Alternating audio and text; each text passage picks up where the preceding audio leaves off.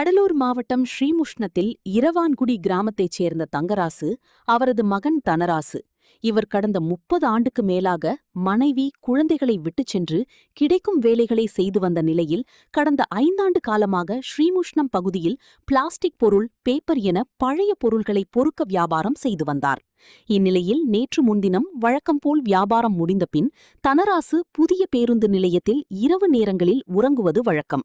இந்நிலையில் அதிகாலை 6 மணி அளவில் தனராசு இரத்த வெள்ளத்தில் கிடந்ததை சிலர் பார்த்து ஸ்ரீமுஷ்ணம் காவல்துறையினருக்கு தகவல் கொடுத்த நிலையில் போலீசார் விரைந்து சென்று தனராசு சடலை கைப்பற்றி விருத்தாச்சலம் அரசு மருத்துவமனைக்கு கொண்டு சென்றனர்.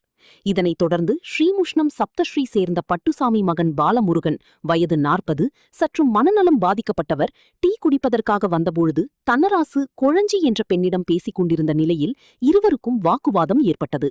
பாலமுருகனை பல அவதூறான வார்த்தைகளால் திட்டிய தனராசுவை கான்கிரீட் கல்லால் பாலமுருகன் பலமாக தாக்கியுள்ளார். இதில் நிலைகுலைந்து போன தனராசு சம்பவ இடத்திலேயே உயிரிழந்ததாக கூறப்பட்டுள்ளது. இதனால் அக்கம் பக்கத்தில் உள்ளவர்கள் போலீசாருக்கு தகவல் தெரிவித்து வழக்கு பதிவு செய்து சிறையில் அடைத்தனர்.